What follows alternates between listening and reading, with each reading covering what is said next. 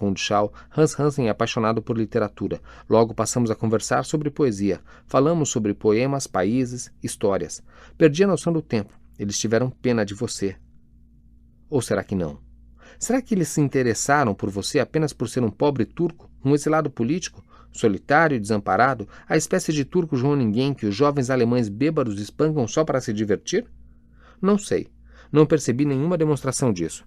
Mesmo que eles tivessem dado mostras disso e lhe dito o quanto tinham pena de você, é da natureza dos homens buscar a compaixão do outro. Existem milhares de intelectuais curdo-turcos na Alemanha que fizeram disso um meio de vida. A família de Hans Hansen, seus filhos, é gente boa. Eles são refinados, bondosos. É possível que fossem refinados demais para deixar transparecer o quanto tinham pena de mim. Eu gostei muito deles, mesmo que tivessem pena de mim. Eu não ia lhes querer mal por isso. Em outras palavras, essa situação não feriu seu orgulho. É possível que tenha ferido meu orgulho, mas de qualquer modo foi uma noite encantadora. As lâmpadas ao lado da mesa irradiavam uma luz alaranjada que achei muito agradável. As facas e garfos tinham uma forma diferente de todos os que eu conhecia, mas não o bastante para dificultar o uso. A televisão ficou ligada a noite inteira e de vez em quando eles olhavam em sua direção, e isso também fez que me sentisse em casa. Às vezes, quando notavam que eu estava tendo dificuldade em entender o seu alemão, passavam a falar inglês. Quando terminamos de comer, as crianças pediram ao pai que as ajudasse a fazer a lição de casa. Os pais beijaram as crianças quando elas foram dormir.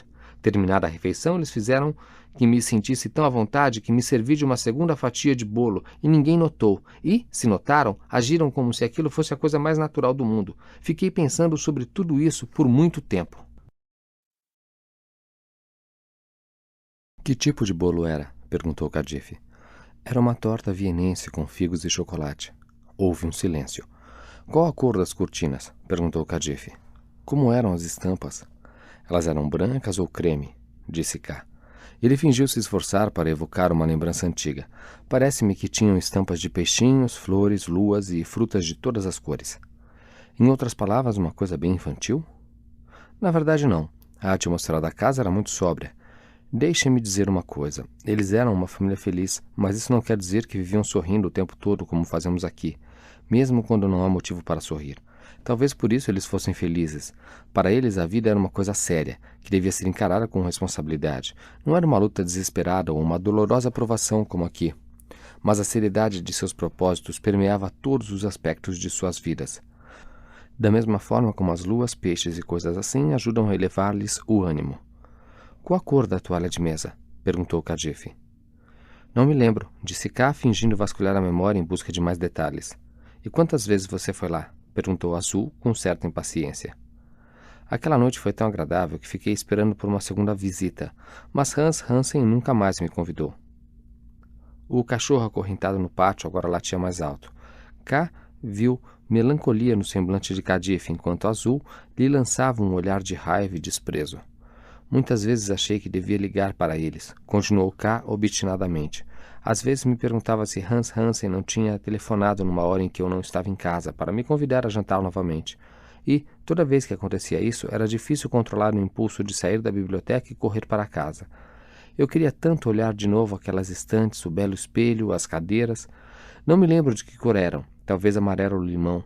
Sonhava em me sentar novamente à mesa deles, vê-los cortar pão numa tábua e perguntarem: "É assim que você gosta?", voltando-se para mim. Como você sabe, os europeus não comem tanto pão como nós. Não havia nenhuma cruz nas paredes, apenas belas paisagens dos Alpes. Daria qualquer coisa para ver tudo aquilo novamente. K então viu que Azul o estava olhando com franca repugnância. 3 meses depois, um amigo trouxe notícias da Turquia, disse K. Era sobre mais uma terrível onda de tortura, brutalidade e destruição. E usei isso como pretexto para ligar para Hans Hansen. Ele me ouviu com toda a atenção e se mostrou fino e amável como sempre. Apareceu uma pequena nota no jornal. Eu não me importava com a tortura e a morte que o jornal tinha noticiado. Queria apenas que Hans Hansen me convidasse. Mas nunca mais me convidou. De vez em quando eu brincava com a ideia de lhe escrever uma carta para tentar descobrir o que eu fizera de errado, para lhe perguntar por que nunca mais me convidara à sua casa. Cassie permitiu um sorriso, ainda que Azul se mostrasse cada vez mais tenso. Bem, agora você tem uma nova desculpa para procurá-lo, disse Azul em tom de desprezo. Mas se você quiser que seu manifesto seja publicado no jornal dele, vai ter de se adequar aos padrões alemães e preparar um documento conjunto, disse K. Quem é esse nacionalista curdo que vai me ajudar nesse documento conjunto? E onde vou encontrar um liberal ex-comunista? Se receia que eles trabalhem para a polícia, pode sugerir os nomes você mesmo, disse K. Sem dúvida, um nacionalista curdo ateu tem mais importância para um jornalista ocidental que um nacionalista curdo islâmico. Há muitos jovens curdos em pé de guerra por causa do que aconteceu com os meninos da escola secundária religiosa. Um jovem estudante pode muito bem representar os curdos em nosso manifesto. Ótimo. Se você tratar de arranjar o jovem estudante, disse K, posso garantir que o Frankfurter Rundschau vai aceitá-lo. Sim, claro, disse Azul com sarcasmo. Você é nosso porta-voz no Ocidente. K não mordeu a isca. Quanto ao seu comunista que virou democrata, o homem ideal é Turgut Bey. Meu pai? Perguntou Kadif assustada. Quando K confirmou, Kadif advertiu de que o pai nunca saía do hotel. Os três se puseram a falar ao mesmo tempo. Azul insistia em que, como todos os ex-comunistas, Turgut Bey não era um verdadeiro democrata. Muito provavelmente ele estava bastante satisfeito com o golpe porque este perseguia os islamitas, mas como não queria ficar mal com a esquerda, fingia repudiar o golpe. Meu pai não é o único a fingir, disse Kadif. Pelo tremor da voz de Kadif e o olhar raivoso de Azul, K teve certeza de que eles estavam à beira de uma discussão que já tinham tido muitas vezes antes. Como tantos casais desgastados pelas brigas constantes, mal podendo conter-se diante de estranhos.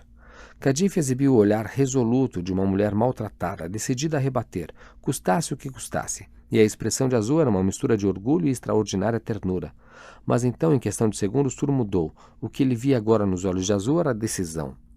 Como todos os ateus pedantes e intelectuais de esquerda que caem de amores pela Europa, seu pai é um impostor que despreza o povo. Kadif pegou o cinzeiro da elétrica Ersin e atirou-o em Azul. Ela deve ter errado de propósito. O cinzeiro atingiu uma foto de Veneza que estava pendurada na parede atrás dele, antes de cair no chão sem fazer barulho. E além do mais, disse Azul, seu pai gosta de fingir não saber que sua filha é a amante de um islamita radical. Kadif bateu de leve com as duas mãos no peito de Azul e debulhou-se em lágrimas. Azul a fez sentar-se na cadeira do canto. Estavam agindo de forma tão deliberada que K não pôde deixar de sentir que naquilo havia muito de teatro encenado expressamente para ele. Retire o que disse, falou Kadif. Retire o que eu disse, disse Azul, naquele tom que se usa para consolar uma criança em prantos. E para lhe provar isso, estou disposto a ignorar as piadas infames que seu pai faz de manhã à noite e assinar um manifesto junto com ele. Mas como é bem possível que este representante de Hans Hansen que temos aqui... Ele parou e sorriu para K. Como é possível que ele esteja tentando nos atrair para uma armadilha? Eu não vou ao seu hotel. Está entendendo, querida? Mas meu pai nunca sai do hotel, disse Kadif. Para a consternação de K, ela estava falando como uma menininha mimada. A pobreza de Kars estraga seu humor. Então você tem de convencer seu pai a sair desta vez, Kadif, disse K num tom imperioso que nunca usara com ela antes. A cidade não vai deprimi-lo agora, pois está toda coberta de neve. Ele a olhou diretamente nos olhos. Desta vez ela entendeu. Está bem, disse ela, mas antes dele sair do hotel, alguém tem de convencê-lo a pôr seu nome num documento junto com um islamita e um nacionalista curdo. Quem vai fazer isso? Eu, disse K. E você pode me ajudar. Onde eles vão se reunir? Perguntou Kadif. E se essa bobagem terminar com a prisão de meu pai? E se ele tiver de passar o resto da vida na cadeia? Não é nenhuma bobagem, disse Azul. Se sair uma ou duas notas na imprensa europeia, Ankara vai tomar providências para fazê-los parar. Não se trata de plantar uma notícia na imprensa europeia, mas de ver seu nome no jornal, não é? Perguntou Kadif. Quando Azul reagiu a essa pergunta com um sorriso tolerante, K sentiu um certo respeito por ele. Só então compreendeu que os pequenos jornais islamitas de Istambul iriam pegar qualquer referência do Frankfurter Rundschau, exagerando-a orgulhosamente. Isso tornaria Azul famoso em toda a Turquia. Houve um longo silêncio. Kadif pegou um lenço e enxugou as lágrimas. Onde eles vão se reunir? Perguntou Kadif. E se essa bobagem terminar com a prisão de meu pai, se ele tiver de passar o resto da vida na cadeia? Não é nenhuma bobagem, disse Azul. Se sair uma ou duas notas na imprensa europeia, Ankara vai tomar providências para fazê-los parar. Não se trata de plantar uma notícia na imprensa europeia, mas de ver seu nome no jornal, não é? Perguntou Kadif. Quando Azul reagiu a essa pergunta com um sorriso tolerante, K sentia um certo respeito por ele. Só então compreendeu que os pequenos jornais islamitas de Istambul iriam pegar qualquer referência do Frankfurter Rundschau exagerando-a orgulhosamente. Isso tornaria Azul famoso em toda a Turquia. Houve um longo silêncio. Kadif pegou um lenço e enxugou as lágrimas. K imaginou que, tão logo ele fosse embora, os amantes iriam discutir e fazer amor. Será que queriam que ele fosse embora? Passou um avião lá no alto.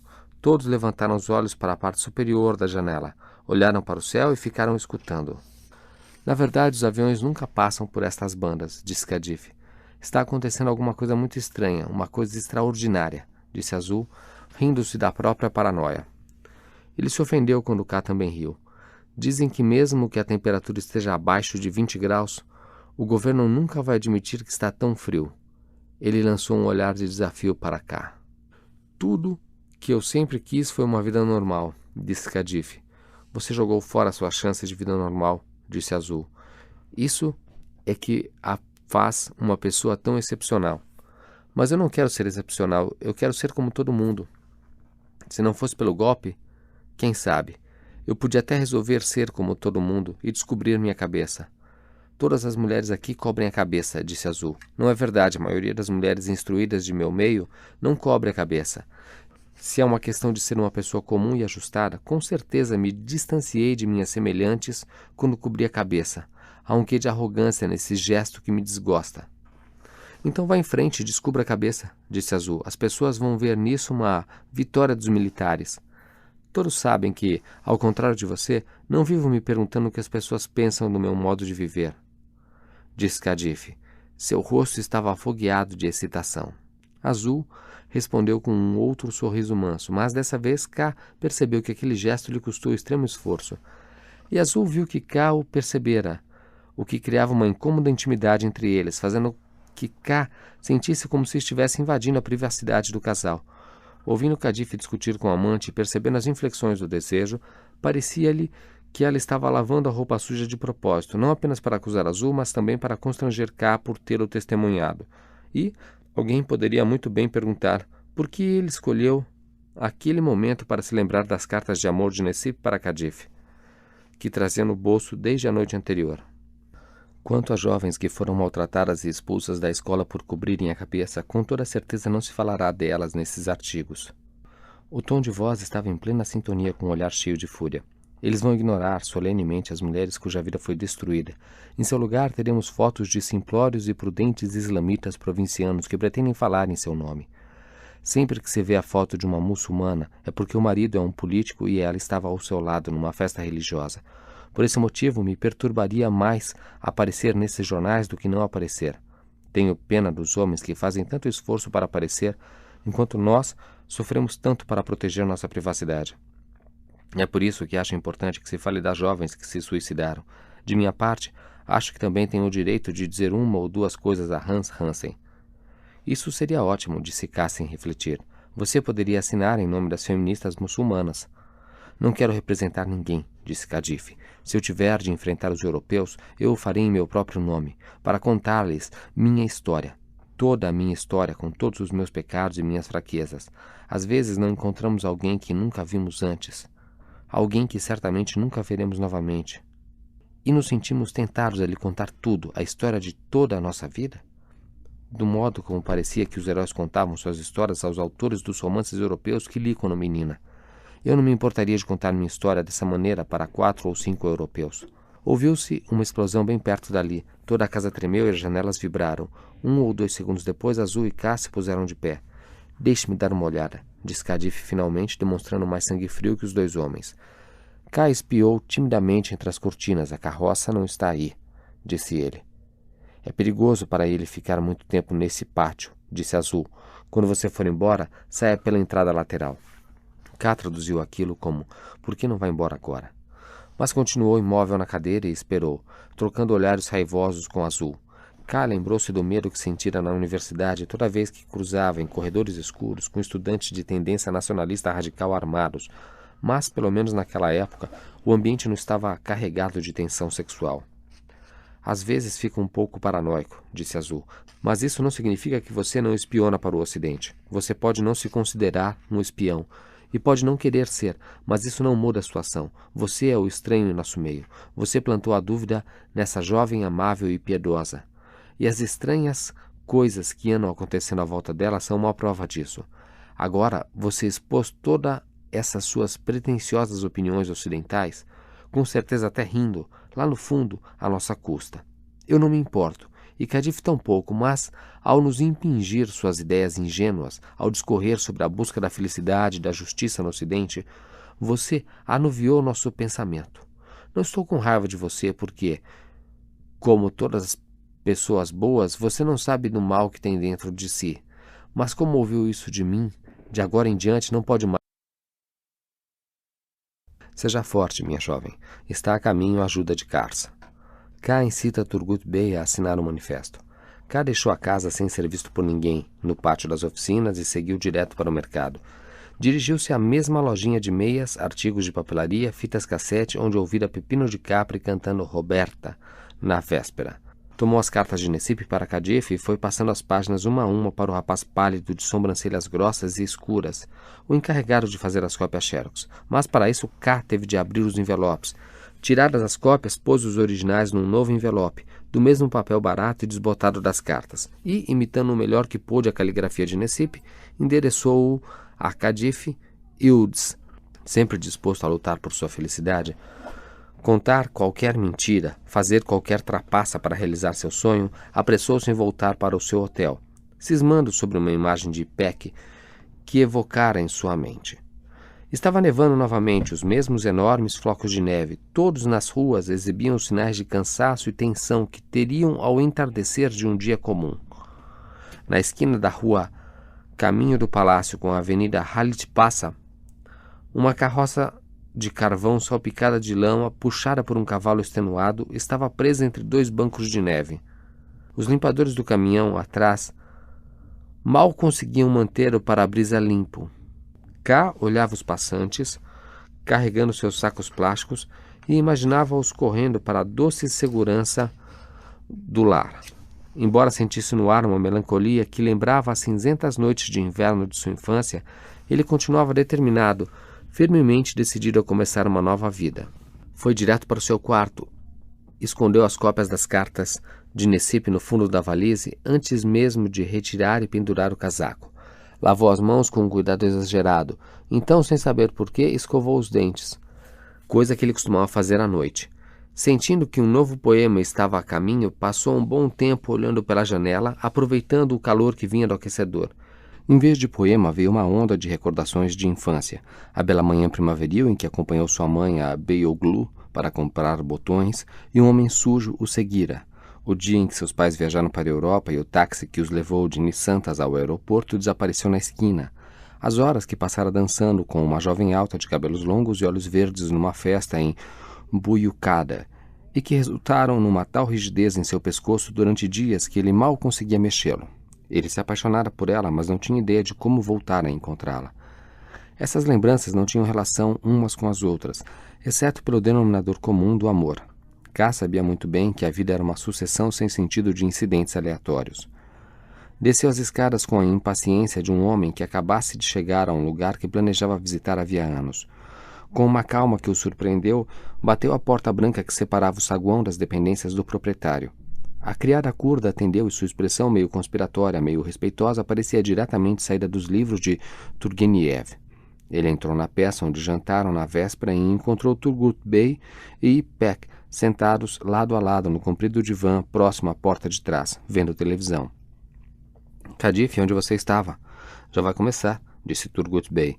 A luz mortiça da neve que jorrava pelas janelas da casa russa conferia à sala espaçosa com o pé direito alto um aspecto muito diferente da noite anterior.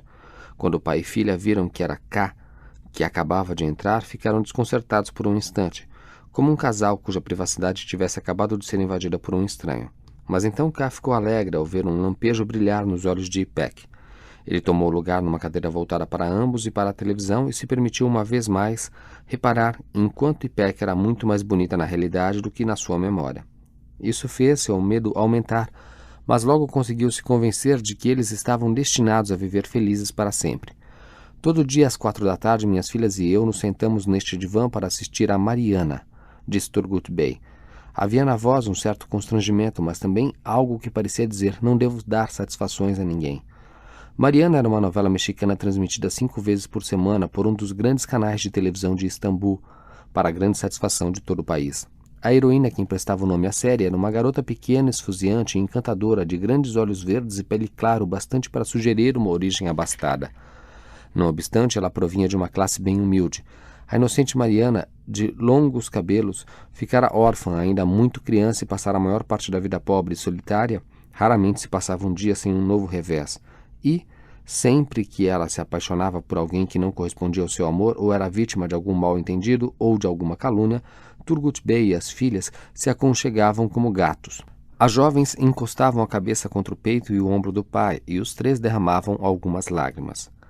Talvez pelo constrangimento de ser pego assistindo a uma novela boba, Turgut Bey passou a discorrer com fluência sobre as razões subjacentes à pobreza crônica de Mariana e do México. Ele aplaudia Mariana por sua luta contra os capitalistas e, ao começar o programa, chegara a dizer para a tela: "Seja forte, minha jovem, está a caminho a ajuda de Cars." Quando ele disse isso, sua filha, com os olhos rasos d'água, esboçou um leve sorriso.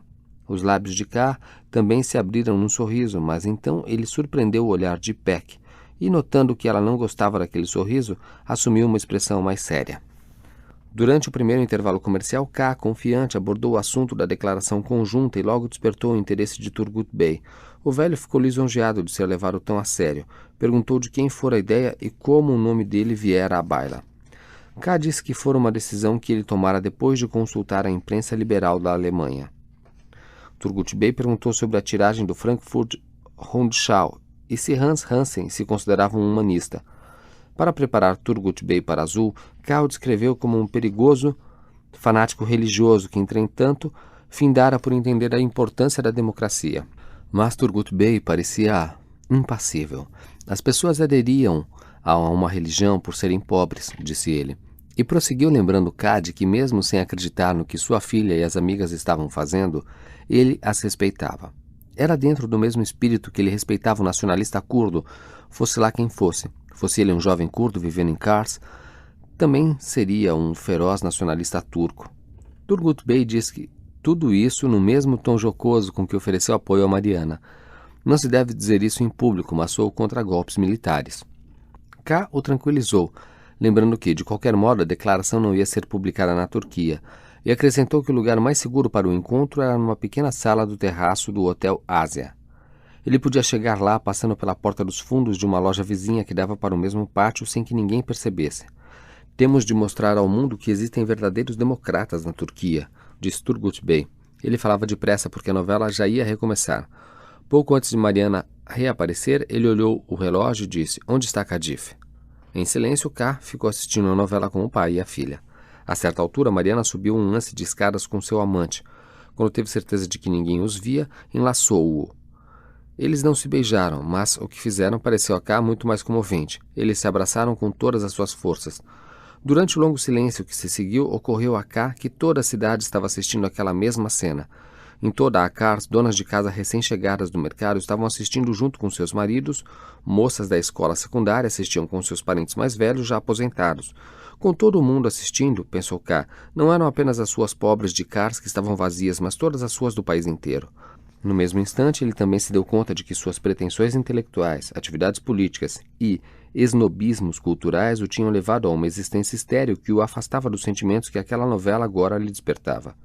E, pior que tudo, por sua culpa. K tinha certeza de que, depois de fazerem amor, Azul e Kadif tinham se abraçado a um canto para assistir à novela também. Quando Mariana se voltou para o amante e disse: "Esperei por este dia durante toda a minha vida", K viu que não era coincidência o fato de ela estar ecoando os seus próprios pensamentos. Tentou capturar o olhar de Peck. Ela descansava a cabeça no peito do pai, e seus grandes olhos tristes e enamorados estavam colados à tela, perdidos nos desejos que a novela despertara. "Mas ainda estou muito preocupado", disse o elegante e bem barbeado amante de Mariana. "Minha família não vai permitir nossa união." "Desde que nos amemos, nada temos a temer", disse a gentil Mariana. "Cuidado, menina. Esse sujeito é seu pior inimigo", gritou Turgut Bey para a tela. "Quero que você me ame sem medo", disse Mariana, olhando fundo nos olhos misteriosos de Peck. K conseguiu que ela prestasse atenção nele, mas ela logo desviou o olhar. No intervalo comercial, Ipek voltou-se para o pai e disse: Paizinho, se você quer saber, acho perigoso o senhor ir ao Hotel Ásia. Não se preocupe, disse Turgut Bey. O senhor vivia dizendo que andar nas ruas de Kars traz má sorte? Sim, mas se eu não participar desse encontro, será por uma questão de princípio e não por medo, disse Turgut Bey, voltando-se para cá. A questão é a seguinte: falando como patriota democrata secularista e progressista que agora sou, a que devo dar prioridade? À filosofia das luzes ou à vontade do povo? Se acredito antes de mais nada no iluminismo europeu, sou obrigado a considerar os islamitas como inimigos e a apoiar o golpe militar. Se, porém, meu compromisso for com a vontade do povo, se, em outras palavras, eu tiver me tornado um autêntico democrata, não tenho escolha senão ir em frente e assinar o manifesto. Qual das alternativas é certa? Fique do lado dos oprimidos e vá assinar o manifesto, disse K. Não basta ser oprimido, é preciso estar com a razão. A maioria dos oprimidos está ridiculamente errada. Em que devo acreditar? K não acredita em nada, disse Ipek. Todo mundo acredita em alguma coisa, disse Turgut Bey. Por favor, diga o que você acha. K fez o que pôde para convencer Turgut Bey de que assinar o manifesto era a melhor forma de ajudar Kars a conquistar a democracia. Percebendo a possibilidade de Ipek não querer ir para Frankfurt com ele, K começou a temer não conseguir convencer Turgut Bey a sair do hotel. Exprimir certeza sem convicção tinha um efeito libertador. Enquanto tagarelava sobre o manifesto, democracia, direitos humanos e muitas outras coisas que não eram novidade para nenhum deles, viu brilhar nos olhos de Ipek uma luz a indicar que ela não acreditava em nada do que ele estava dizendo. Mas não foi uma luz fingida nem moralista que ele viu, pelo contrário, era o brilho de uma provocação sexual. Seus olhos diziam: eu sei que você está despejando todas essas mentiras porque me deseja. E então, foi assim que, apenas minutos depois de descobrir a importância das sensibilidades melodramáticas, K pensou ter descoberto uma outra grande verdade que lhe escapara durante toda a sua vida. Há mulheres que não resistem a um homem que só acredita no amor. Dominado pela excitação dessa nova descoberta, ele se entregou a um monólogo sobre direitos humanos, liberdade de pensamento, democracia e temas afins. Enquanto desfiava as bárbaras simplificações de tantos intelectuais ocidentais bem-intencionados, mas cínicos e um tanto confusos, e os chavões repetidos ipsis literis por seus imitadores turcos, estremecia ao lembrar que logo estaria fazendo amor com Ipek e olhava diretamente nos olhos dela para ver o reflexo de sua própria excitação. Você tem razão, disse Turgut Bey, quando o intervalo comercial acabou. Onde está Kadif? Quando a neve recomeçou, Turgut Bey ficou nervoso. Uma parte dele queria ir ao Hotel Ásia, a outra não queria. Como um velho melancólico perdido num mar de sonhos e de fantasmas, ele falava sobre as lembranças políticas que lhe ocorriam enquanto assistia a novela, sobre o medo de ser julgado novamente na prisão e sobre as responsabilidades de um homem. K percebia claramente que Ipek estava aborrecida com ele por provocar tanta ansiedade no pai, mas que ela também admirava a rapidez com que ele convencera o velho a sair do hotel. K não se preocupava com os olhares de reprovação que ela lhe lançava. E quando no final da novela ela se voltou para o pai e disse: não vá, se não quiser ir, o senhor já sofreu bastante para ajudar os outros, pai. Ele não se sentiu ofendido. K viu o rosto de Ipek anuviar-se, mas agora um novo jubiloso poema lhe vinha à cabeça. Na cadeira próxima à cozinha, onde apenas alguns instantes antes Zahid Hanin estava sentada com lágrimas a lhe escorrer pelas faces enquanto via Mariana, K se sentou radiante de otimismo e começou a escrever. Só muito depois ele resolveu dar o título de Vou Ser Feliz ao poema, talvez para atormentar a si mesmo. K mal terminara de escrevê-lo, sem que faltasse nenhuma palavra, quando Kadif entrou apressada na sala. Turgut Bey levantou-se de um salto, abraçou-a, beijou-a, perguntou-lhe onde estava e por que suas mãos estavam tão frias. Uma única lágrima rolou-lhe pelo rosto. Kadif disse que fora ver Rand. Ela se demorou mais do que previra e, como não queria perder nada da novela, resolveu assistir na casa de Rand até o fim. E como vai indo a nossa menina? Perguntou Turgut Bey, referindo-se a Mariana.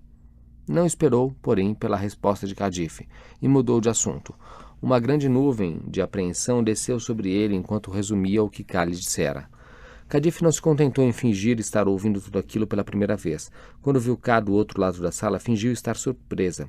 Então, estou tão contente que você esteja aqui, exclamou ela enquanto se apressava em cobrir os cabelos. Mas seu manto ainda não estava no lugar quando se sentou diante da televisão para aconselhar o pai. Kadif foi tão convincente fingindo surpresa ao vê-lo que, quando encorajou o pai a participar do encontro e assinar um manifesto conjunto, K achou que também aquilo era uma encenação, como a intenção de Azul. era elaborar um manifesto que a imprensa estrangeira se dispusesse a publicar, sua desconfiança devia ter